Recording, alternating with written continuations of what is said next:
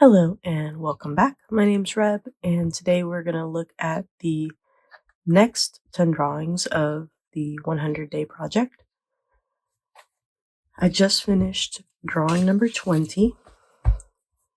I've been keeping track of my drawings with this little planner that Teresa over at Oficina Caracolino made. I'll put her channel name in the video. But yeah, it's been really handy because it's got it all laid out, and it even has some little motivational bits here that has been really helpful. I'm just going to plan out the next couple days. So it looks like the next video will probably be on a Monday, which is good because that's a day that I work from home. All right, on to the sketching. All right, so I have lovingly called this little project 100 cosillas en 100 días, which just means 100 little things in 100 days. If you haven't watched the first video, I'll just tell you a little bit really quick. Basically, I decided for my 100-day project to draw 100 things out of my cabinet of curiosities, which are two little shelves that I have that have just a collection of things that I've collected over a long period of time on hikes, travels, things that have been given to me, things that I've found on the street, just a bunch of very random things. And you will see that as we kind of move along in this project. So picking up where we left off, let's see.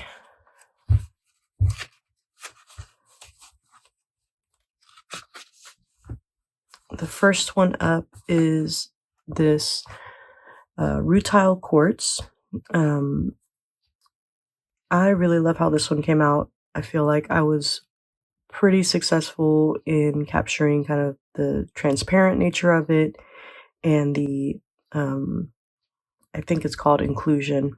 I'm not very technical when it comes to all of this stuff, but yeah, the rutile that's kind of running through the quartz, it's this very fine, like almost hair-like structure that is going through it, and yeah, I really love how that came out. This one, I don't think I was as successful, but that's okay. This is a little wasp nest. I was really struggling with kind of keeping the pattern. I think partly because the specimen, I guess, that I had been crushed. So it wasn't quite like perfectly patterned or whatever. Some of the little cells were kind of damaged and warped, but I really like this particular specimen because the little chambers are smaller than what I usually find. I don't know what kind of wasp it is, but yeah, it's like the scale of it is small. Next up was this little bottle that I found during a hike. This bottle was filthy when I found it. I'm honestly surprised that I even was able to spot it because it was completely covered in mud. But I'm glad that I picked it up because when I washed it off and cleaned it up, it's this beautiful, I guess it's a cologne or a hair oil or something like that. The company that makes it makes a variety of things, so I couldn't quite find all the accurate information on it. But the bottle itself got this beautiful kind of Art Deco design on it, which I thought was really cool.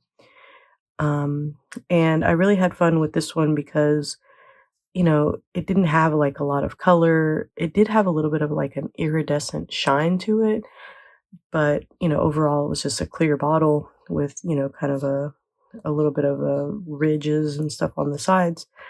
So I played around a little bit with adding some color to just try to kind of capture that iridescent look that it had. Next up was this little bottle. I'm pretty sure, if I'm not mistaken, I found this one on a paddling trip where we went to this, I don't know if I can call it an island. It's more of like a buildup of sand. maybe a sandbar, I don't know. But when the tide is low, everything kind of comes up and is uncovered. And I found a bunch of pieces of glass and just like weird stuff on that trip, but this was among it. And I don't know, I thought it was like a really cool little bottle. It's, as far as I know, medicine. It says, I want to say it said bromo, seltzer, um, Emerson drugs. But I was really happy with how it came out. I didn't think that I was going to be able to capture the color of it. It was a really like vibrant blue. And the pastels that I have a pretty limited selection and I'm not super versed with them, so I wasn't sure how they were going to like all mix together. But I think the combination of the blues and purples, pinks, and a little bit of green, I think that it really um, visually makes the color that I was kind of aiming for. And I love that it came out looking transparent. I just think I really enjoyed it. It was also very fun to do. And I really like how the letters came out, even though they're not super legible. I think that it gets the point across. So yeah, I really love that one. I thought that one was really fun.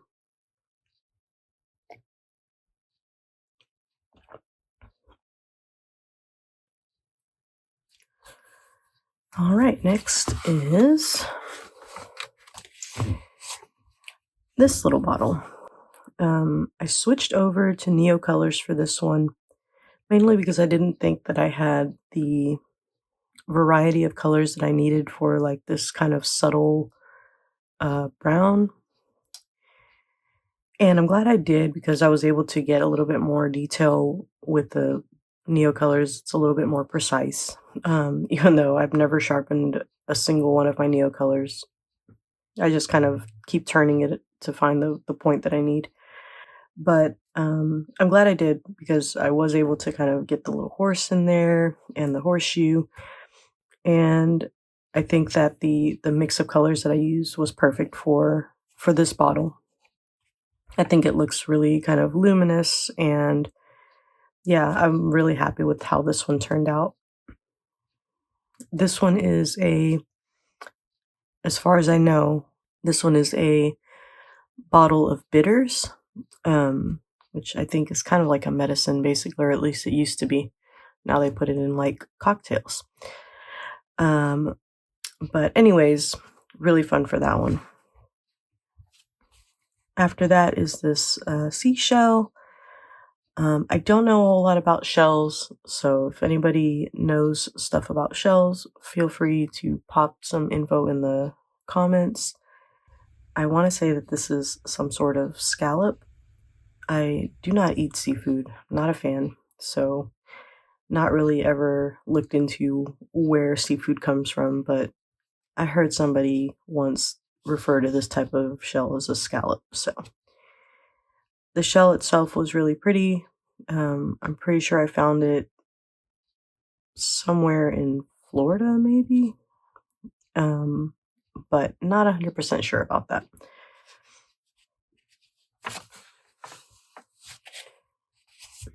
Next up was this little bottle. This one was pretty interesting. I found this one on a hike as well, just kind of in my local area, oddly enough. This one was a lot easier to find because it was covered in mud, but it's like bright white, so it was a lot easier to spot. And this one has the name of the product underneath, so I was able to look it up and see it, and it's not super old, um, but it definitely has a little bit of an interesting history. I made a little short about it, but long story short, it's like a bleaching cream that is still exists today. Now it's called something else. I'm trying to remember. The name is the same, the brand name is the same, but the product is not called bleaching cream anymore. So yeah, kind of an interesting story, but This one was another one where, I kind of played around a little bit with the color because the bottle itself was just like milk glass, so completely white, pretty much opaque, and it had some little ridges on it. And I just ended up, using a little bit of color just to kind of make it a little bit more interesting. And I think it turned out really well. After that was this little bottle. This one I think I found, um, I want to say this one I found like in our backyard. Like we dug up some dirt and it was in there. I have a couple bottles that I've found like that. Um, I don't know what this bottle is. I tried to look it up. There is a marking on the bottom. I want to say it was like Fairmont glass or something like that. But as far as what was in it, anybody's guess, most likely some sort of medicine. This bottle, shape wise, didn't have anything that was super stand out or exciting, but it did have really pretty kind of, I don't know, streaking on the glass, I guess, um, probably from the way it was made. And I try to kind of get that with this little like swoopy lines. And then also it had like a really like iridescent sheen to it, which was really pretty.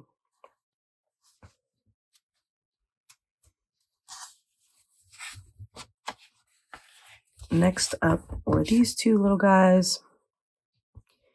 This one is, as far as I know, again, I'm not an expert on a lot of these things, especially since a lot of them I've found or like picked up from estate sales. So, generally speaking, not a whole lot of information. But I really love this little rock. It looks like a little egg. Um, but, when you look a little closer, the structure of it definitely is not a rock. I'm fairly certain it's fossilized coral, which I guess technically is still a rock, but it definitely has like a structure to it. And these little like nodules or whatever you want to call them had like a very, very slight kind of star pattern to them. It's not the, it's probably not the like best specimen or example of coral, but you know, I still found it interesting. So, and it was a little bit of a challenge because the color of it was kind of the same tone as this paper. And it was mostly kind of a creamy white color. So, it was just kind of a challenge to get it to stand out. But I think I did a pretty good job. And I really liked, especially down here at the bottom, I feel like it kind of captured the like underside glow that sometimes these little objects get. And the last one out of the 10 days, number 20, is this little shell. Again, don't know much about the actual shell. Not sure where I picked this one up. Some of these objects I've had for over a decade. I should probably like write down where I'm getting some of this stuff from so that I remember it for later. But sadly, I have not done that with this. So I don't remember where this one came from. On that little shelf, there were three shells, and I was going to try to do all three as one object, but they're so delicate and there's so many like little small details that I decided to split them up. Yeah, this little shell, it's pretty small and not a lot of color, mostly just black and white, but I thought it was really pretty. And it's kind of fun to draw something this small, like on like such a larger scale. This little magnifying glass situation has been extremely helpful. So yeah, so that's the last drawing. I'm not super in love with this one. I wasn't feeling that great when I did it. I'm still not feeling that great, but that's okay. But I'm looking forward to drawing the other shells that were with that one because I think that they had some really interesting shapes too. So yeah, so that is the 10 drawings, and I will catch you guys on the next 10. Thank you so much for watching. If you haven't seen the other video, I will link it at the end here. And yeah, I hope you guys have enjoyed this. I'm really having fun with these drawings, and I have a lot more weird and interesting objects, so stay tuned for the next ones.